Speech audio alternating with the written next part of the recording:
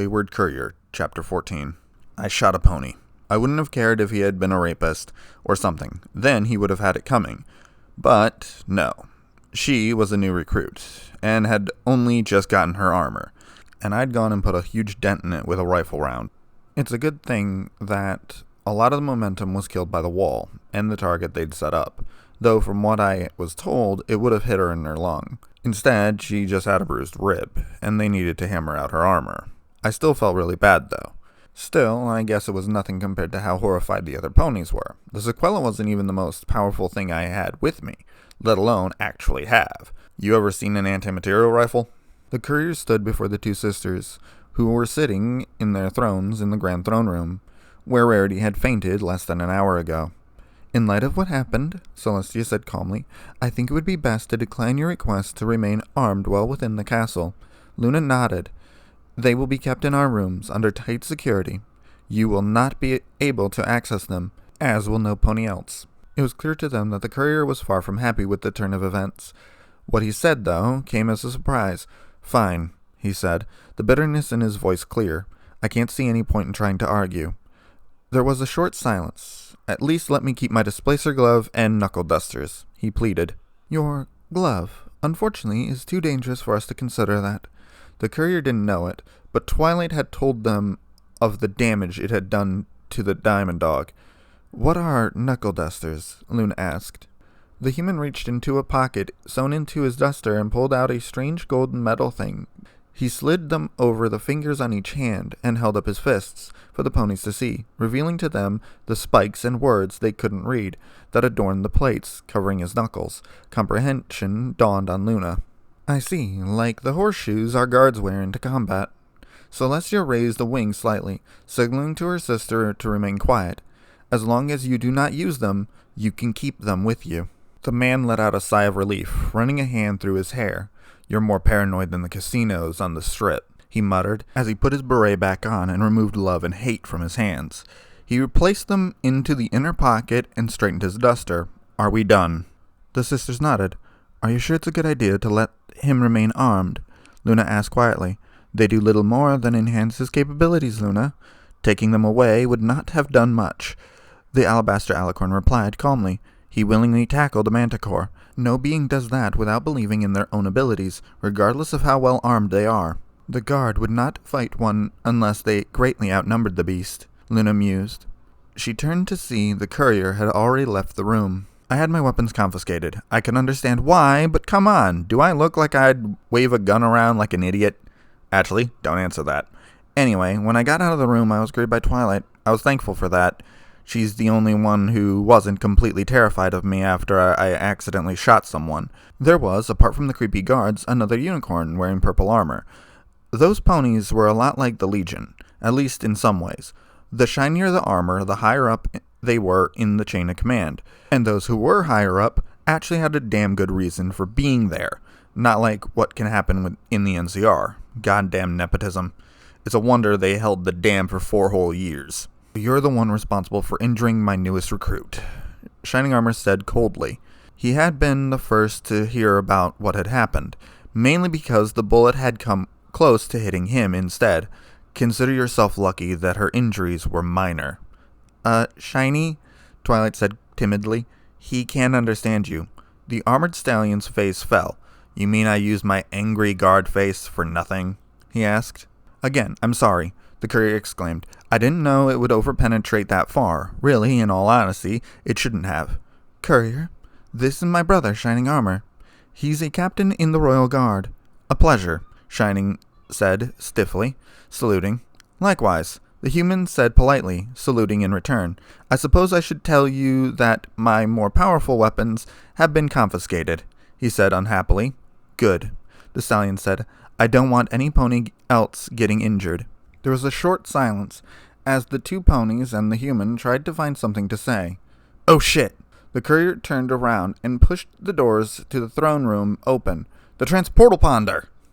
Twilight and Shining looked at each other. I honestly can't believe it took me that long to remember that I had to get back to the Mojave. Wait, no. I wanted to. Still so much to do around here, and the NCR is too focused on pushing back what's left of the Legion. The Jackals have taken over Red Rock Canyon. Did you know that? Why'd I run into the throne room? Because they'd thrown the transportal ponder in with the rest of my guns, and I had to get it back, even if it was broken. Wait!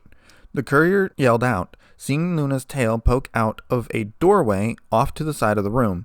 The princess of the night turned around, puzzled by the calm man's sudden panicky behavior. Is something the matter?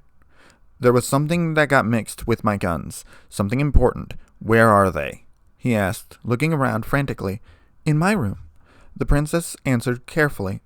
Is it truly that important? She asked. It's probably my only way home, he said, forcing himself to stay calm. Now please, take me to my weapons. It wasn't long before they were both in Princess Luna's room. She had offered to teleport them there, but the courier had to explain that it would likely kill him instantly.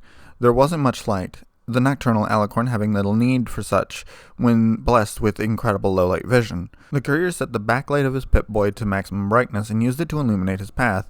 He quickly found the chest she had said his things would be in. As he knelt down, the lock was enveloped by a strange glow, and it sprung open. With a snap, as the human looked inside, he began muttering to himself, No, no, no. What? Luna asked. It's not there, he said as he turned around.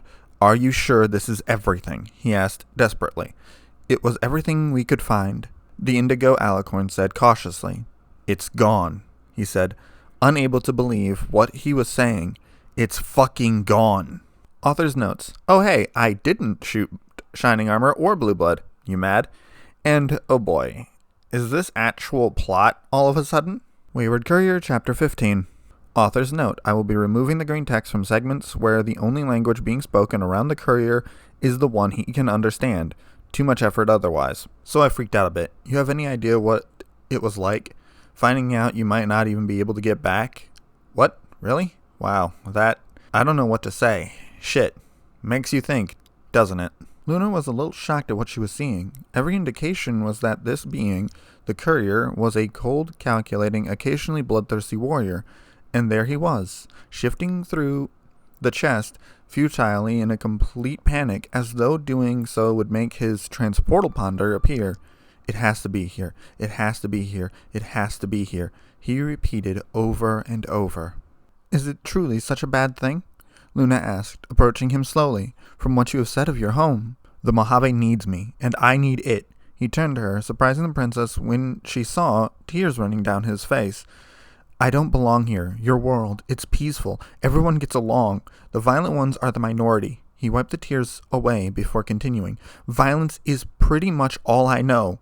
It says something when the best person a place has to offer has the blood of hundreds on his hands, doesn't it? If Luna was shocked by this, she didn't show it. You find yourself bound by duty to your home, she said, bowing her head slightly. It's not that you want to return, but that you feel you have to. Something like that. No telling what the NCR would do without someone speaking for the people. The king can only do so much. He stood up and turned his Pip-Boy screen back down. Can't believe I freaked out like that, he muttered. Your city is run by a king? But I thought you said it was part of this republic, the alicorn asked, curious as to how something like this could happen. He leads a group that call themselves the Kings. They're sort of the local law enforcement. Make any problems, disappear. Luna followed the human as he left her room. One king that controls many kings? What a strange thing, she mused. I expected you to be much worse than this, given your situation. This isn't the first time I've found myself trapped somewhere. I was lucky to get out alive. I don't really have to worry about that here, he said conversationally. Oh, it was clear that Luna was very curious about this. Could you tell me? She asked. Court is very quiet at night, and I find myself bored quite often. The courier looked at the alicorn for a moment. In the Mojave, everyone knows the story of the Sierra Madre Casino.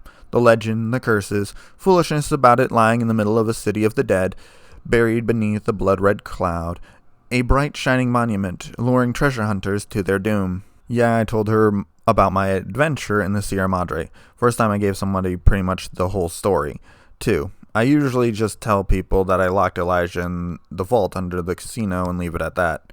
What I really did, though, yeah, I don't like talking about it. That fucker nearly got me killed 12 times. Easily. It only felt fair. I think Veronica would give me a good beating too. Anyway, she found the whole story very entertaining. Turns out she likes dark, messed up things. She was a princess of the night, so I guess that made sense. But that doesn't mean that you can think the red cloud is a good idea for a weapon. It is, but I'd rather be crucified than go through that again. Solid light still sounds too far-fetched for me, Luna said, eyeing the human skeptically. The power requirements for one would be extraordinary, let alone enough to staff a small resort. It is, he replied, sitting on the ground next to her throne. I think that's what caused the red cloud, personally. Dean thought otherwise, and how is that crazier than a pack of 2-century-old zombie things that can't be killed? The courier asked back. I have faced many foul things in the past, Thomas, the alicorn replied with a smile as she used his actual name. Resurrected corpses are not the worst by far. They weren't dead, though, he said back, and they weren't alive either. He continued with a shudder. I don't know what they were. Can we talk about something else? How about what you did to this Elijah? Did you say his name was? Luna asked. What I did. He then proceeded to describe in rather intricate detail the gruesome things he did to the old man. They were so bad that the one night guard who could understand Zabrikan seemed to pale under his armor and was wishing he had taken a different language. Then I sealed him in the vault under the casino, the courier concluded. Luna was wide-eyed. Never in all her years had she heard of such horrible things, and she had fought discord. Surely he did not deserve all that. He sent hundreds to their deaths in an attempt to get a technology that would wipe the entire Mojave out.